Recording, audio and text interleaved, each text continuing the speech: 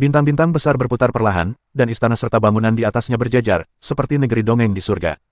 Lu Liu mendarat dengan ringan, menunjuk ke bintang dan memperkenalkan, Master Feng Chen Sword Master, ini adalah stasiun pasukan Liu Li kami di Stargard. Bintang ini terletak di pintu masuk dunia kekacauan Qian Liu. Anda dapat maju, menyerang, mundur atau bertahan. Baik itu untuk pertahanan, sangatlah mudah untuk menerobos dari dunia luar dan menghadapi perubahan di dunia Qian Liu yang kacau. Lu Yun mengangguk, matanya menyapu stasiun, dan udara dingin muncul di wajahnya. Dia berkata dengan tenang, saya memiliki dua tugas utama ketika saya datang ke sini kali ini. Yang pertama adalah berpatroli di dunia kekacauan Qian Liu dan melenyapkan orang-orang muda yang membuat masalah. Yang kedua adalah memimpin Anda bertarung dengan pengadilan suci teratai darah. Mari kita beri dia pertarungan yang bagus. Jauh di dalam stasiun, seorang lelaki tua yang mengenakan baju perang platinum dengan janggut putih dan rambut perlahan keluar. Dia tinggi dan kuat, seperti dewa perang kuno. Orang ini tidak lain adalah komandan tertinggi stasiun penjaga bintang tentara Liu Li, Jenderal Jinghuang Baihuang. Kaisar Putih telah bertemu dengan Master Pedang Feng Chen dan Dewa Kuntong. Kaisar Putih memberi hormat dengan tangan terkepal, dengan sedikit kegembiraan dalam nadanya. Kehadiran dua orang dewasa ini benar-benar merupakan berkah bagi tentara Liu Li kita. Terutama Master Pedang Feng Chen yang mulia sangat kuat dan pasti dapat membantu saya dan orang lain untuk menyerang arogansi pengadilan suci teratai darah. Jenderal Baihuang terlalu sopan. Lu Yun tersenyum tipis, saya pikir Jenderal mengetahui situasi di sini lebih baik daripada saya. Tidak mudah untuk menekan para penjelajah yang tidak tahu bagaimana hidup atau mati, tetapi juga untuk menjaga, melawan serangan diam-diam dari pengadilan suci teratai darah. Kaisar Putih menghela nafas dan berkata tanpa daya, oh, aku malu untuk mengatakannya. Dunia kekacauan Qian Liu ini awalnya adalah reruntuhan yang dibuka oleh Master Qian Liu Dao. Ada harta yang tak terhitung jumlahnya di dalamnya, menarik banyak orang yang putus asa untuk datang dan mengambil risiko. Dan pengadilan ilahi teratai darah mereka terus mengirimkan ahli untuk menyelinap ke dalamnya untuk bersaing mendapatkan sumber daya dengan yang berkuasa di atas Dewa Tao. Kedua belah pihak memiliki pemahaman diam-diam untuk tidak mengambil tindakan, tetapi pertempuran di bawah Dewa Tao tidak pernah berhenti. Lu Yun merenung sejenak dan berkata, karena ini adalah reruntuhan guru Qian Liu Dao, pasti ada banyak rahasia di dalamnya. Jenderal Baihuang, apakah Anda memiliki informasi yang relevan? Saya juga sangat tertarik dengan guru Qian Liu Dao dan ingin untuk tahu lebih banyak tentang itu. Tentu saja ada. Baihuang segera mengeluarkan slip giok dan menyerahkannya kepada Lu Yun. Ini berisi semua pemahaman Liu Li Star kami tentang dunia kekacauan Qian Liu. Yang mulia, Anda mungkin ingin melihatnya. Lu Yun mengambil slip giok itu, menembusnya dengan kesadaran spiritualnya, dan dengan cepat menelusurinya. Setelah beberapa saat, dia mengangkat kepalanya dan berkata, selain reruntuhan Qian Liu ini, saya juga membutuhkan beberapa sumber daya. Teknik yang saya latih adalah khusus dan membutuhkan sejumlah besar cairan esensi kekacauan untuk mengerahkan kekuatan maksimalnya.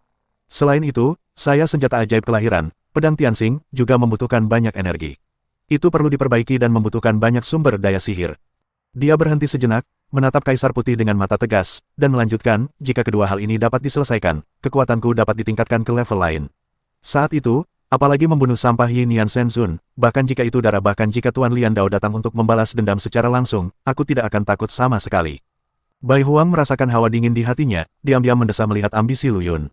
Tapi kemudian dia berpikir, jika Lu Yun benar-benar bisa mencapai kondisi seperti itu akan sangat membantu Liu Lixing. Jadi dia buru-buru berkata, jangan khawatir, Tuan. Meskipun saya, Liu Lixing, tidak memiliki banyak sumber daya cairan Chaos Yuan dan senjata ajaib, saya akan berusaha sebaik mungkin untuk memenuhi kebutuhan Anda.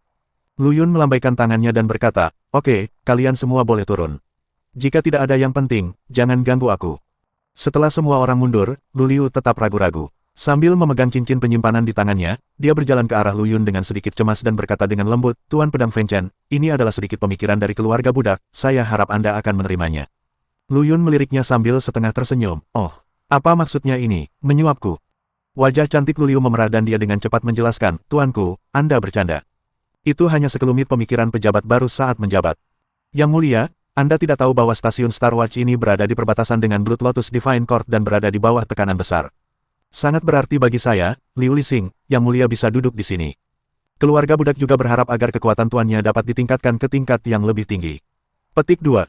Chang Yan di samping juga dengan cepat menjawab, ya, Tuan. Nona Lu Liu baik hati, dan saya harap Anda tidak menolak. Lu Yun mengambil cincin penyimpanan, memindainya dengan pikirannya, dan menemukan bahwa cincin itu berisi 500 liter cairan esensi kekacauan. Dia kaget, jumlahnya jauh lebih banyak dari perkiraannya. Sepertinya Lu Liu benar-benar mengeluarkan banyak uang untuk menyenangkannya. Cek, 500 liter cairan Chaos Yuan, ini bukan jumlah yang kecil. Lu Yun menggoda, tapi hatinya bahagia. Meskipun dia bisa mendapatkan sumber daya dengan melawan musuh, dia tidak akan sopan terhadap hadiah yang tidak diminta. Dalam hal ini, saya akan bersikap tidak sopan. Jangan khawatir, jika saya mengambil sumber daya Liuli Star, saya secara alami akan berkontribusi pada Liuli Star. Ini tidak bertentangan dengan tujuan saya. Lu Liu dan Chang Yan merasa lega saat melihat Lu Yun menerima hadiah itu. Mereka pernah bertemu dengan beberapa inspektur serakah yang selalu meminta keuntungan. Sebaliknya, perilaku Lu Yun membuat mereka merasa lebih mudah bergaul. Kaisar Putih kemudian membawa Lu Yun ke sebuah istana yang terletak di Chaos Divine Vein. Istana ini indah dan megah dengan aura yang kaya, menjadikannya tempat tinggal terbaik bagi penjaga bintang. Tuan, ini tempat tinggal Anda, Bai Huang berkata dengan hormat. Lu Yun mengangguk puas, ya, bagus sekali. Dengan 500 liter cairan Chaos Yuan ini, saya bisa berlatih dalam pengasingan dengan pikiran tenang.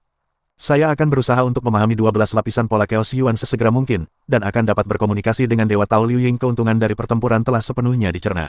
Cairan esensi kekacauan di tangan saya hanya dapat mendukung diagram streaming waktu untuk berakselerasi 1000 kali selama 1 tahun, tetapi sekarang dapat mempercepatnya selama 2 tahun, bertahun-tahun. Diam-diam dia senang karena Lu Liu telah memberinya hal yang benar dan tahu apa yang paling dia butuhkan. Lu Yun duduk bersila di kasur di tengah istana. Begitu dia memikirkannya, diagram alur waktu melayang di atas kepalanya, terkulai ke bawah dan menyelimutinya dalam cahaya berkabut. Istana ini dibangun di atas Divine Veins of Chaos, dan energi spiritualnya begitu kaya hingga hampir mencair. Ditambah dengan percepatan waktu dalam time streaming diagram, ini adalah tempat yang sempurna untuk berlatih. Kuntong, aku akan mengasingkan diri sebentar, dan keselamatan Liuli Star akan diserahkan padamu. Dewa Kuntong menjawab dengan hormat, Tuan, jangan khawatir, bawahan saya akan melakukan yang terbaik untuk melindungi keselamatan Liuli Star. Dengan Dewa Kuntong dan Jenderal Liuli ditempatkan di sana, Lu Yun secara alami dapat mundur dengan tenang. Dia mengeluarkan cincin penyimpanan yang diberikan Lu Liu sebelumnya. 500 liter Chaos Essence Liquid memancarkan kilau yang memikat, membuat hatinya terasa panas. Dengan cairan esensi kacau ini, dia bisa berlatih dengan bebas. 2 tahun mempercepat waktu 1000 kali sudah cukup bagiku untuk mencerna pengalaman bertarung melawan Dewa Tao Liu Ying, bisik Lu Yun, lalu mengaktifkan time streaming chart untuk menyesuaikan kecepatan aliran waktu hingga 1000 kali. Dalam sekejap, Lu Yun sepertinya berada di sungai waktu yang panjang, dan segala sesuatu di dunia luar menjadi sangat lambat. Dia menaruh sebagian pikirannya pada klon tersebut, membiarkannya berkonsentrasi pada pemahaman 12 tingkat pola elemen kekacauan yang sangat misterius, sementara sosok aslinya mulai memahami gulungan batu giok berlapis kaca dan menyempurnakan kekuatan magisnya sendiri. 2000 tahun, bagi manusia, hampir merupakan masa perubahan, cukup bagi dinasti untuk naik dan turun beberapa kali. Tapi bagi orang kuat seperti Lu Yun, itu hanya hitungan detik. 2000 tahun kemudian, Lu Yun terbangun dari pengasingan. Dia menghembuskan napas panjang, merasa segar dan penuh kekuatan. Dalam 2000 tahun ini, dia telah menghabiskan semua cairan Chaos Yuan yang dia kumpulkan, tetapi keuntungannya sangat besar. Meskipun klon tersebut masih belum sepenuhnya memahami 12 tingkat pola elemen kekacauan, klon tersebut telah mencapai kemacetan dan hanya tinggal selangkah lagi. Lu Yun samar-samar merasa bahwa begitu dia memahaminya secara menyeluruh, kekuatannya akan mengalami lompatan kualitatif. 12 lapisan pola unsur kacau ini, jika digabungkan, terlihat seperti bunga teratai. Lu Yun kagum dalam hatinya. Ini mengingatkannya pada pengadilan suci teratai darah. Adapun dewa ini, setelah memahami gulungan giok mengkilap, kekuatan magisnya menjadi lebih sempurna, dan kekuatan magisnya seperti kanon pedang langit terbuka dan segel palem pembalik surga telah membuat kemajuan besar. Lapisan ke-11 dari pola Chaos Yuan telah dipahami dan disempurnakan secara menyeluruh olehnya, dan diintegrasikan ke dalam sistem kekuatannya sendiri. Sayangnya, cairan Chaos Yuan telah habis, dan efisiensi percepatan waktu juga akan berkurang. Lu Yun sedikit tidak berdaya, dan kecepatan klon dalam memahami 12 lapisan pola Chaos Yuan juga melambat, dan dia hanya bisa mempertahankan percepatan waktu 50 kali lipat. Segera setelah dia menyelesaikan retretnya, Dewa Kuntong muncul di hadapannya dan dengan hormat melaporkan situasi dalam 2 tahun terakhir. Guru, selama retret Anda, semua yang ada di Liuli Star baik-baik saja. Hanya saja Kaisar Putih pernah membawa 2 lampu emas bersamanya. Saya mengunjungi Anda 2 kali di masa depan, tetapi Anda sedang mundur dan mereka kembali. Segera setelah Tuan Kuntong selesai berbicara, Lu Yun merasakan 3 aura kuat mendekat dengan cepat. Sepertinya mereka ada di sini. Sudut mulut Lu Yun sedikit terangkat. Setelah beberapa saat, Kaisar Putih masuk ke istana bersama 2 jenderal emas, seorang pria dan seorang wanita. Bawahanku, Bai Huang, memberi hormat kepada Tuan Pedang Feng Chen. Bai Huang memimpin dalam memberi hormat. Wanita heroik itu mengikuti dari belakang, mengepalkan tinjunya dan berkata, "Bawahan saya Ling Jun, saya telah bertemu dengan Anda, Tuan." Akhirnya, pria dingin itu membungkuk sedikit dan berkata, "Bawahan saya, Yue Han, telah bertemu dengan Yang Mulia." Semuanya, bangunlah. Lu Yun berkata dengan tenang, Kuntong juga duduk. Setelah semua orang duduk, Kaisar Putih mulai memperkenalkan pembentukan tentara Liuli di sini. Tuan, ada 500 tentara Liuli di stasiun penjaga bintang ini, dibagi menjadi 5 tim, masing-masing beranggotakan 100 orang, dan dipimpin oleh A Jenderal Jing Wang. Ling Junhe dan Yuhan adalah 2 jenderal emas. Ling Jun terutama bertanggung jawab atas pengumpulan dan analisis intelijen, sedangkan Yuhan bertanggung jawab atas komando tempur. Lu Yun mengangguk, menyatakan pengertian. Dia tidak tertarik pada hal-hal sepele ini, dia lebih peduli pada situasi di perbatasan dengan Istana Dewa Teratai Darah. Saya tidak tahu banyak tentang situasi di sini. Tolong beritahu saya tentang situasi di perbatasan pengadilan Teratai Darah. Lu Yun bertanya langsung pada intinya. Lin Jun maju selangkah dan menjawab dengan hormat, Tuan, tempat ini disebut dunia kekacauan Qian Liu, dan berbatasan dengan dunia kekacauan Zuji dari pengadilan Dewa Teratai Darah. Pengadilan Dewa Teratai Darah juga memiliki tentara teratai darah yang ditempatkan di sana untuk bekerja sama kami. Tentara Liu Li telah melakukan konfrontasi. Selama bertahun-tahun, kedua belah pihak terus-menerus mengalami konflik, tetapi kebanyakan dari konflik tersebut hanyalah serangan dan gesekan skala kecil, dan hanya sedikit pertempuran skala besar yang terjadi. Oh, kenapa ini? Lu Yun bertanya dengan penuh minat. Lin Jun menjelaskan, karena di dunia kekacauan Qian Liu ini, ada sebuah tempat bernama Reruntuhan Qian Liu, yang berisi harta karun yang tak terhitung jumlahnya. Kami di Liu Li Star mengontrol kualifikasi masuk untuk reruntuhan ini dan dapat memungut biaya besar setiap tahun. Pengadilan Dewa Teratai Darah selalu telah mengamati potongan daging ini, sehingga sering mengirim orang untuk menyerang. Namun, kami Liu Li Star telah menempatkan 500 pasukan Liu Li di sini dan membentuk formasi dewa dan iblis yang kuat, yang cukup untuk menahan serangan mereka. Selain itu, begitu pembangkit tenaga listrik tingkat Tao mengambil tindakan, kemungkinan besar hal itu akan memicu perang antara dua istana dewa, yang tidak ingin dilihat oleh kedua belah pihak.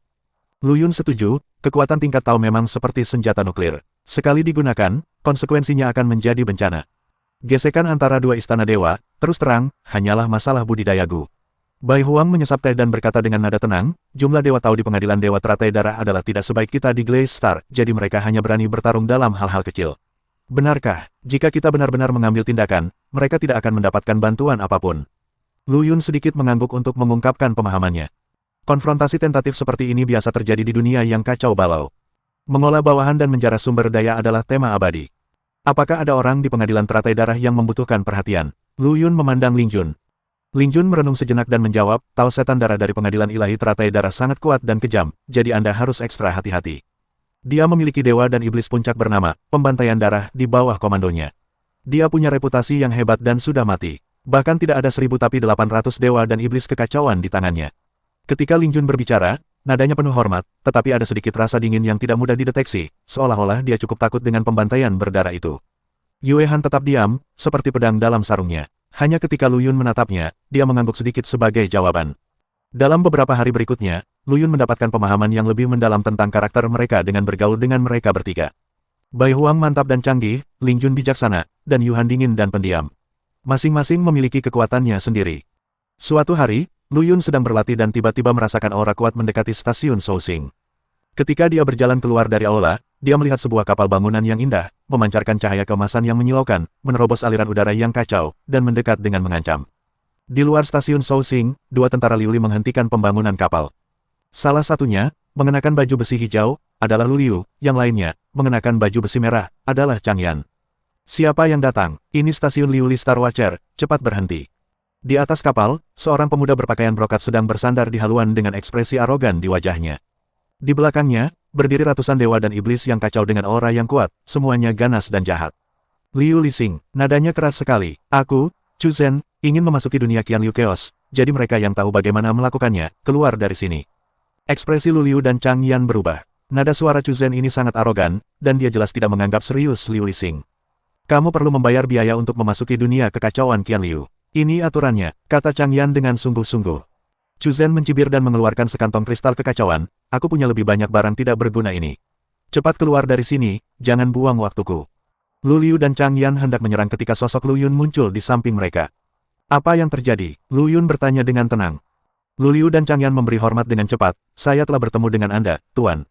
Orang ini. Sebelum mereka selesai berbicara, Chu Zhen menyela, apakah Anda pemimpin di sini? Anda terlihat sangat kurus dan lembut, tetapi saya tidak tahu apakah Anda memiliki kemampuan nyata. Melihat pakaian Inspektur Lu Yun dan penampilannya yang tampan, Chu Zhen merasa semakin tidak bahagia. Yang paling dia tidak suka adalah pria yang mengandalkan latar belakangnya untuk mencapai puncak tetapi tidak memiliki kemampuan nyata. Chu Zhen melambaikan tangannya, dan ratusan dewa dan iblis kekacauan di belakangnya semua melangkah maju, melepaskan tekanan kuat yang menyelimuti Lu Yun dan yang lainnya. Aura beberapa dewa dan iblis ini bahkan mendekati tingkat puncak dewa dan iblis, yang menakutkan. Wah, saat kamu Liu Lixing memungut biaya, kamu jelas-jelas menggunakan kekuatanmu untuk menindas orang lain. Hari ini, aku ingin melihat apa yang bisa kamu lakukan untuk menghentikanku. Setelah Chu Zhen selesai berbicara, dia mengaktifkan perahu bangunan dan langsung menuju ke stasiun Shouxing. Cahaya dingin melintas di mata Lu Yun, tapi dia tidak menghentikannya. Dia ingin melihat kepercayaan diri Chu Zhen yang begitu sombong. Kapal pembangun melewati stasiun Souxing dan menghilang ke dalam aliran udara yang kacau. Tuan, mengapa Anda tidak menghentikannya? Lu Liu bertanya dengan bingung. Lu Yun tersenyum tipis, itu hanya badut. Tidak masalah jika kamu membiarkannya menari selama beberapa hari. Chu Zhen ini telah menjadi pusat perhatian baru-baru ini. Lu Liu menjelaskan, dikatakan bahwa dia masuk ke sebuah gua yang ditinggalkan oleh Dewa Tao dan memperoleh sejumlah besar harta karun dan pelayan dewa dan iblis kekacauan. Kekuatannya telah melonjak, dan bahkan beberapa Dewa Tao tidak berani memprovokasi dia dengan mudah. Chang Yan menambahkan, setelah orang ini berkembang, dia menjadi sangat sombong dan sombong. Banyak orang telah dipermalukan olehnya, tetapi karena kekuatannya, mereka hanya bisa menelan amarah mereka. Lu Yun mengerti dengan jelas. Dia telah melihat banyak orang seperti ini menjadi kaya dalam semalam dan memiliki mentalitas yang tidak seimbang. Gua yang ditinggalkan oleh Dewa Tao, Lu Yun tidak bisa tidak memikirkan warisan yang telah diterimanya. Meskipun tidak sebanyak yang didapat Chu Zhen, dari segi nilainya, itu jauh lebih baik daripada benda-benda di luar tubuh. Jika kebajikan tidak diimbangi, akan ada bencana. Lu Yun mendesah dalam hati. Chu Zhen ini sangat terkenal, cepat atau lambat dia akan membawa masalah pada dirinya sendiri. Beberapa orang, setelah mengalami krisis hidup dan mati, atau mengalami hambatan dalam latihan mereka, akan mengalami beberapa distorsi dalam semangat dan kepribadian mereka. Chang Yan sepertinya memahami pikiran Lu Yun, Chu Zhen ini mungkin juga melampiaskan semacam depresi di dalam hatinya. Setelah menyelesaikan pelatihannya, Lu Yun memutuskan untuk memasuki reruntuhan Qian Liu untuk mencari tahu. Reruntuhan Qian Liu ini konon adalah tempat jatuhnya seorang guru Tao yang sakti, dan pasti terdapat banyak harta karun di dalamnya. Mungkin, dia dapat menemukan solusi untuk konsumsi time streaming diagram dan perbaikan pedang Tianxing. Demi alasan keamanan, Lu Yun kembali ke Souxing, meninggalkan avatar dan pedang Tianxing. Dengan telekinesis, tubuh dewa, dan ilmu pedang terbaiknya, bahkan tanpa pedang Tianxing, dia cukup untuk memiliki kekuatan bertarung dari dewa dan iblis terkuat. Seminggu kemudian, semuanya telah diatur, dan Lu Yun memasuki dunia Qian Liu yang kacau lagi dan sampai di pintu masuk reruntuhan Qian Liu. Di pintu masuk reruntuhan Qian Liu, arus udara yang kacau melonjak, seperti mulut jurang binatang raksasa, memilih dan melahap manusia. Lu Yun berdiri di depan pintu masuk dengan ekspresi serius. Dengan tingkat telekinesisnya saat ini, kesadaran spiritualnya seperti sapi lumpur yang memasuki laut, dan dia hanya dapat melihat sebagian kecil dari area tersebut. Tempat jatuhnya guru Tao itu sungguh luar biasa. Lu Yun menghela nafas dalam hati. Meskipun guru 1000 Liu Dao ini telah jatuh selama bertahun-tahun yang tak terhitung jumlahnya, tekanan yang tersisa masih membuat jantung berdebar-debar. Jika dia masih hidup, saya khawatir semua kekuatan di dunia yang kacau ini akan bersikap sopan padanya. Sangat disayangkan Tuhan iri dengan bakat, dan generasi guru Tao akhirnya berubah menjadi debu, hanya menyisakan kehancuran yang penuh bahaya dan peluang. Lu Yun menarik napas dalam-dalam. Dia tahu bahwa perjalanan ini sangat berbahaya, tetapi untuk menyelesaikan masalah diagram waktu dan pedang Tianxing, dia harus mengambil risiko. Menurut informasi yang dikumpulkannya, pinggiran reruntuhan Qian Liu telah dijelajahi berkali-kali. Meski banyak bahayanya, namun tetap bisa diatasi selama Anda berhati-hati. Bahaya sebenarnya terletak jauh di dalam reruntuhan, tempat inti warisan Tao berada. Kekayaan dicari dalam bahaya, jejak tekad muncul di mata Lu Yun, dan dia melompat ke dalam kabut. Begitu dia memasuki reruntuhan, suasana busuk menerpa wajahnya, dan pemandangan di sekitarnya menjadi terdistorsi dan kabur. Kesadaran Lu Yun selalu waspada dan dia tidak berani bersantai sama sekali.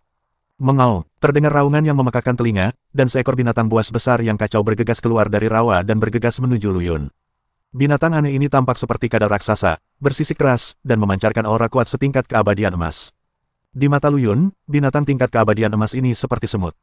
Dia bahkan tidak repot-repot menghunus pedangnya, dia hanya menjentikkan jarinya, dan energi pedang yang tajam melesat ke udara, langsung membelah kadal raksasa itu menjadi dua. Energi pedang terus berlanjut dan sepenuhnya melenyapkan roh sebenarnya dari kadal raksasa itu.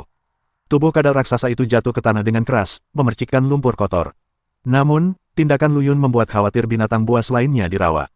Gelombang raungan datang dari kedalaman rawa, dan semakin banyak binatang aneh mulai menyerbu ke arah Lu Yun. Binatang aneh ini seharusnya dibesarkan oleh guru Tao Qian Liu selama hidupnya untuk melindungi gua. Setelah kematian guru Tao, binatang aneh ini kehilangan kendali, secara bertahap berkembang biak dan tumbuh, dan akhirnya menjadi bencana. Level mereka sangat bervariasi, mulai dari keabadian emas hingga Dewa Tao, dan kekuatan mereka sangat menakutkan. Sepertinya tidak disarankan untuk tinggal dalam waktu lama. Lu Yun tahu bahwa begitu dia menjadi sasaran binatang tingkat Tao, bahkan dia harus bekerja keras untuk melarikan diri. Dia memanfaatkan binatang buas yang kuat itu sebelum mereka benar-benar bisa keluar dari rawa, menggunakan keterampilan gerakannya, dan berlari menuju kedalaman reruntuhan. Selama penerbangan, Lu Yun bertemu dengan dua binatang buas yang kuat dan kacau lagi. Kedua binatang aneh ini, yang satu tampak seperti ikan aneh, dan yang lainnya adalah ular piton besar. Mereka saling bertarung dan bersaing memperebutkan wilayah. Lu Yun menggunakan telekinesisnya untuk menyelidiki dan menemukan bahwa tubuh dewa dari dua binatang aneh ini sangat kuat, sebanding dengan tingkat dewa setengah berjalan. Meskipun kecerdasan mereka tidak tinggi dan keterampilan bertarung mereka relatif kasar, dengan tubuh dewa mereka yang kuat, pertahanan mereka sangat luar biasa dan tidak dapat ditembus oleh dewa dan iblis biasa. Kedua binatang aneh ini bernilai banyak uang. Lu Yun berpikir dalam hati. Mayat mereka dapat digunakan untuk memurnikan harta karun spiritual kekacauan yang kuat, yang merupakan harta langka bahkan untuknya. Meskipun saya tidak membawa pedang Tianxing, dengan kekuatan serangan saya saat ini, saya seharusnya mampu menembus pertahanan mereka. Lu Yun memiliki beberapa perhitungan dalam pikirannya. Dia memutuskan untuk mengambil tindakan dan menangkap dua binatang aneh ini. Ikan aneh dan ular piton raksasa awalnya bertarung tak terpisahkan, namun tiba-tiba mereka merasakan aura Lu Yun dan segera berhenti bertarung dan mengarahkan sasarannya ke arahnya. Mengaum, ikan aneh itu mengeluarkan raungan tajam, membuka mulutnya yang berdarah, dan menggigit Lu Yun. Tak mau kalah, ular piton raksasa itu melompat keluar seperti kilat, mencoba membungkus Lu Yun. Sekilas Lu Yun dapat mengetahui bahwa kedua binatang aneh itu berada dalam kondisi yang buruk, dan kecepatan mereka jauh lebih lambat dari biasanya. Dia mencibir, menghindar, dan bergegas menuju ikan aneh itu. Saat dia mendekati ikan aneh itu, tubuh Lu Yun tiba-tiba berubah menjadi roh pedang besar, memancarkan cahaya pedang yang terang. Dia menggunakan kekuatan magis ilmu pedang pembunuh dao penghancuran, dan menembus pertahanan ikan aneh itu dengan satu pedang, melukainya dengan parah. Ikan aneh itu menjerit melengking, tubuh besarnya bergetar hebat, dan hampir jatuh. Lu Yun mengambil kesempatan ini menggunakan telekinesisnya untuk menyerang lautan kesadaran ikan aneh itu dan sepenuhnya melenyapkan roh aslinya. Kemudian, dia melakukan segel telapak tangan yang mengguncang surga dan mengambil tubuh ikan aneh itu ke telapak tangannya. Saat ular piton raksasa melihat pemandangan ini, dia langsung ketakutan. Ia ingin melarikan diri, tapi Lu Yun lebih cepat. Lu Yun berubah menjadi roh pedang asli lagi, menusuk tubuh ular piton raksasa itu dengan kekuatan guntur, dan memusnahkan roh aslinya. Kemudian, dia mengulangi trik lamanya dan mengumpulkan tubuh ular piton raksasa tersebut. Kedua raksasa itu berubah menjadi bubuk, Lu Yun menghela nafas lega, dan tubuh roh pedang perlahan mengembun menjadi bentuk manusia. Dia menatap dua kumpulan energi murni yang terpenjara di telapak tangannya, dengan senyuman di bibirnya. Kedua benda ini bisa ditukar dengan lebih dari 100 liter Chaos Essence Liquid Kan.